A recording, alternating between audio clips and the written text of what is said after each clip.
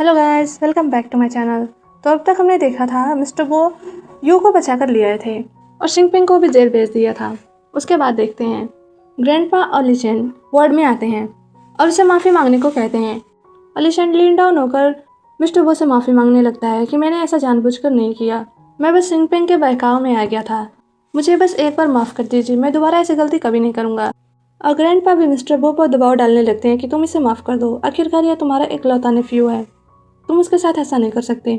Mister वो को बहुत गुस्सा आता है, वो इसे माफ़ करने के मूड में बिल्कुल भी नहीं था और उनसे कहता है कि आपको पता है ये मुझे मारने की कोशिश कर रहा था और ये आप कह रहे हैं कि मैं इसे जाने दूं। ग्रैंडपा को यकीन नहीं था कि लिशन ऐसा कुछ कर सकता है और वो भी बार बार मना कर रहा था कि वो ऐसा जानबूझकर नहीं किया, उसने बस शिंगपिंग के बहकाव में कर दिया था। तभी यू उठकर बैठ जाती है और ग्रैंडपा से शिकायत करने लगती है कि इसने मेरे साथ इतना सब कुछ किया और आज तो इन्होंने मुझे मारने की पूरी कोशिश की थी, लेकिन आप फिर भी कह रहे हैं कि हम इन्हें माफ़ कर दें। ग्रैंडपा लिशन को बचाने की पूरी कोशिश करते हैं, वो यू की तारीफ करते हैं कि मुझे पता है तुम बहुत अच्छी लड़की हो, तुम कभी पक्षपात नहीं करोगी। लिशन बुरे दिल का नहीं है, बस वो थोड़ा सा नादानी कर लेता है और वो मेरा इकलौता पोता है, मैं उसके साथ कुछ बुरा नहीं होने दे सकता। यू को भी गुस्सा आता है कि वो हमेशा लिशन को बचाने की कोशिश करते हैं और वो कह देती है आपको अपना पोता दिख रहा है लेकिन आपको अपना बेटा नहीं दिख रहा है, वो भी तो एकला ही है, एक बेटा तो पहले ही जा चुका है, कि आप दूसरे को भी खोना चाहते हैं। यू की बातें सुनने के बाद ग्रैंडफादर को बहुत ही गुस्सा आता है और उसे आउटसाइडर ही कह देते हैं। मिस्टर वो अपने फादर से कहने लगता है कि यू कोई आउटसाइडर नहीं है, मैं उससे शादी करना चाहता हूँ। यू को उसकी बातें सुनने के बाद ऐसा लगता है कि वो फिर से नाटक कर रहा है और वो ग्रैंडपा से कहने लगती है कि अगर आपको लगता है लिशन ने कुछ नहीं किया है तो हम पुलिस को बुलाते हैं, पुलिस ही आगे की जांच करेगी और सच्चाई का पता लगाएगी। ग्रैंडपा बहुत ही ज़्यादा परेशान होते हैं और वो उससे कहने लगते हैं ऐसा मत करो, अगर लिशन जेल चला गया तो हमारी फैमिली आगे कैसे बढ़ेगी, वो हमारी फैमिली का इकलौता ब्लड लाइन है। यो कहती है अगर ऐसा नहीं हुआ तो आपके पास और ऑप्शन है। वो पूछने लगते हैं कि तुम्हारा क्या मतलब है।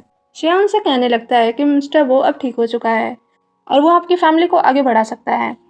ग्रैंडपा तो बहुत ही ज़्यादा हैप्पी होते हैं क्योंकि लिशन ने उन्हें पूरी तरह से भड़का रखा था और वो उनसे रिक्वेस्ट करने लगता है कि ग्रैंडपा मुझे जेल मत जाने दीजिए, मेरी हेल्प कीजिए, मैं आज के बाद दोबारा ऐसा कुछ भी नहीं करूँगा। लेकिन कोई भी उसकी बात नहीं सुनता है और उसे लेकर जाते हैं। सबके जाने के बाद मिस्टर वो उससे बात करने की कोशिश करता है और यू अपने मॉम के बारे में पूछती है, वो उसे बताता है कि वो ठीक हैं, उन्हें कोई भी नुकसान पहुँचाने की कोशिश नहीं कर सकता। मिस्टर बो को उसका बात करने का तरीका बहुत ही अजीब लगता है और उसे पूछने लगता है कि क्या बात है, तुम उसे ऐसे बात क्यों कर रही हो। ये उसे बताती है ऐसा कुछ भी नहीं है और आपको हमारे शेयर कार्ड के बारे में छिपाने की ज़रूरत नहीं थी, अगर मुझे पहले पता होता तो मैं आपको कभी भी दर्द नहीं देती। मिस्टर बो से समझाने की कोशिश करता है कि मैं ऐसा नहीं करना चाहता था, बस मुझे डर लगता था कि कहीं तुम मेरा गलत फ़ायदा ना उठाओ, मैं तुम्हें बाद में सब कुछ बताने वाला था। यू बहुत ही ज़्यादा हर्ट थी, वो कहने लगती है कि बाद में आप मुझे कब बताने वाले थे, आपने बस मेरा भरोसा तोड़ा है और मुझे धोखा दिया है और ये रिंग भी बस आपके लिए एक टूल था और मैंने सोचा कि ये आपने मुझे गिफ्ट किया है। और उसे कहने लगती है कि मैंने आपके फैमिली मैटर में इंटरफेयर किया, उसके लिए माफ़ कीजिएगा। और रही बात हमारे शेयर कार्ड की, तो आप निश्चिंत हो जाइए, जब तक आप ठीक नहीं हो जाते तब तक मैं आपके इलाज में कोऑपरेट करूँगी और आपको मेरे लिए खुद को फोर्स करने की ज़रूरत नहीं है। मिस्टर बो उसे एक्सप्लेन करने की कोशिश करता है कि पहले वो सिर्फ ट्रीटमेंट के लिए उसके साथ था, लेकिन वो अब सच में उससे शादी करना चाहता है। यूँ तो उसकी कोई भी बात नहीं सुनना चाहती थी और वो लेट जाती है। सारी बातें जानने के बाद यू को बहुत ज़्यादा हर्ट हुआ था क्योंकि वो मिस्टर बो को सच में पसंद करने लगी थी। उसके बाद देखते हैं सारे टेस्ट हो चुके थे और मिस्टर बो उससे कहता है कि तुम्हें ज़्यादा दर्द हो तो मुझे बता देना। यू उससे कहने लगती है चाहे दर्द हो या कुछ भी हो, मैं आपके ट्रीटमेंट में कोऑपरेट करूँगी। और ये बातें मिस्टर बो को अच्छी नहीं लगती क्योंकि साफ दिखाई दे रहा था कि वो उसे लाइक करने लगा है। उसके बाद सिया मिस्टर बो को एक मेडिसिन देता है और उसे बताता है कि इसे 3 दिन लगातार लेने से तुम लोग कम्प्लीटली ठीक हो जाओगे। इस मेडिसिन का सक्सेसफुल होने का चांस 50% है।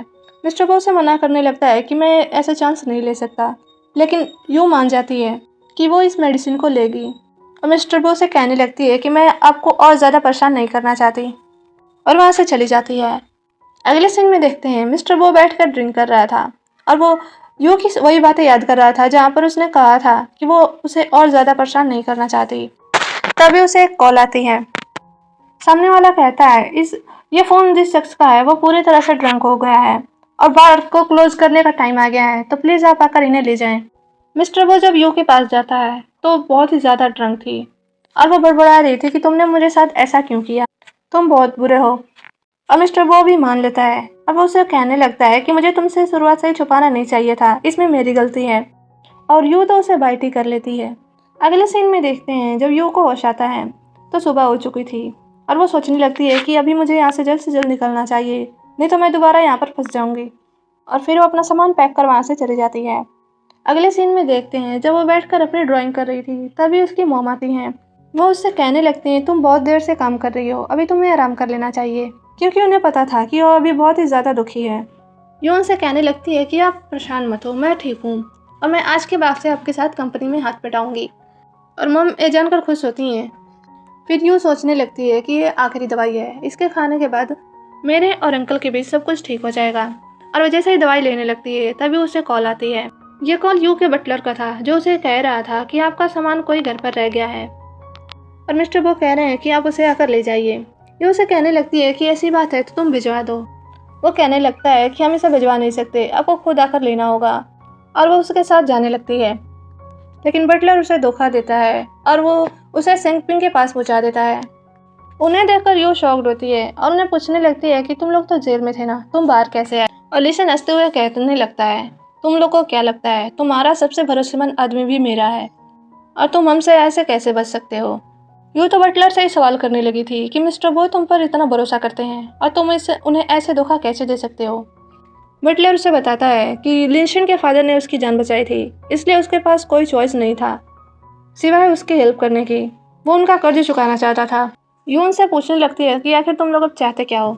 लिंशन उससे कहता है जब तक अंकल कुछ नहीं कर सकते थे तब तक वो फैमिली मेरी थी, लेकिन जब भी वो ठीक हो गए हैं और तुम्हें क्या लगता है कि मैं चुपचाप अपने हाथ से सब कुछ जाने दूंगा, तो तुम लोग ऐसा भूल कर भी मत सोचना। और शिंपिंग उसे कहने लगती है तुम्हें क्या लगता है कि तुम हर बार की तरह इतनी लकी नहीं होगी।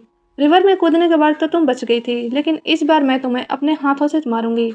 यूँ उन्हें ऐसा करने के लिए मना करती है और बताती है कि मेरे और अंकल के बीच का बॉन्ड पहले ही ख़त्म हो चुका है और ऐसा मत सोचना कि तुम ऐसा करके उन्हें तकलीफ पहुंचा सकोगे।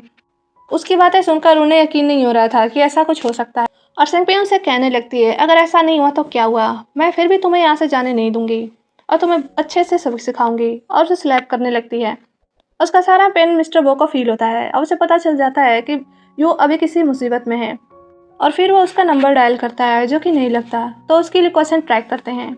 और फिर दूसरी तरफ देखते हैं यू लिशन को समझा रही थी कि तुम बेवकूफ़ी मत करो, मिस्टर वो पहले ही इनहेरिटेंस तुम्हारे नाम पर ट्रांसफ़र करने वाले हैं, उन्हें इन चीज़ों से कोई मतलब नहीं है। लिशन तो इन बातों को मानने को तैयार ही नहीं।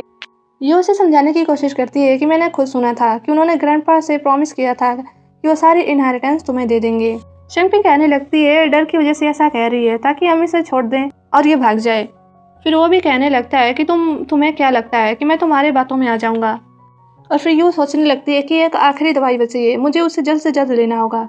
और मौका पाकर वो दवाई ले लेती है। शिंपिंग उसे रोकने की कोशिश करती है लेकिन बहुत देर हो जाती है और वो कहने लगती है कि तुम्हें क्या लगता है कि मैं अंकल को और ज़्यादा मुसीबत में डालूंगी। वहीं दूसरी तरफ मिस्टर बो को अब पेन फील नहीं हो रहा था, जिससे उसे पता चल जाता है कि यू ने अब दवाई ले ली है और वो उसके लिए परेशान होने लगता है कि ये लड़की बहुत अजीब है, बिना कुछ सोचे समझे कुछ भी कर देती है। और वहीं दूसरी तरफ शिंपिंग यू से कहती है तुम इतनी लकी कैसे हो सकती, हर बार बच जाती हो। क्या तुम्हें पता है कि मैं तुम्हें शुरू से ही बहुत ज़्यादा नफरत करती हूँ, क्योंकि जो भी चीज़ मैं चाहती हूँ वो तुम्हें मिल जाता है। तुम इतनी लकी कैसे हो सकती हो, लेकिन अब और नहीं। और उसे मारने वाली ही होती है तभी वहाँ पर मिस्टर बो आ जाता है। उसके गार्ड शिंपिंग और लिशन को पकड़ लेते हैं और वो चिल्लाने लगती है कि तुम ऐसा नहीं कर सकते, मिस्टर बो सिर्फ मेरा है। अगले सीन में देखते हैं मिस्टर बो और यू हॉस्पिटल में होते हैं, तभी वहाँ पर उसकी मॉम आती हैं और मिस्टर बो का थैंक्स करती हैं कि उसने यू की जान बचाई। और वो कहता है कि ये तो मेरी रिस्पॉन्सिबिलिटी थी, इसमें थैंक्स की कोई ज़रूरत नहीं है। मॉम यू को और ज़्यादा परेशानी में नहीं देखना चाहती, तो वो मिस्टर बो से कहने लगती हैं मैं अपनी बेटी को हर दिन खुश देखना चाहती हूँ, तो जितना हो सके उससे दूर रहो और उसे दोबारा परेशान मत करना, क्योंकि मैं नहीं चाहती कि वो तुम्हारी वजह से अब फिर से किसी ट्रबल में पड़े। और हमारी फैमिली बहुत ही ज़्यादा छोटी है, इतने बड़े ट्रबल्स को हैंडल नहीं कर पाएगी। मॉम की बातों से मिस्टर बो को बहुत ही ज़्यादा दुख होता है, क्योंकि वो यू को अब लाइक करने लगा था। और मॉम यू को भी समझाती हैं कि तुम्हें जितना हो सके इससे दूर रहना है। गाइज अभी के लिए बस इतना ही।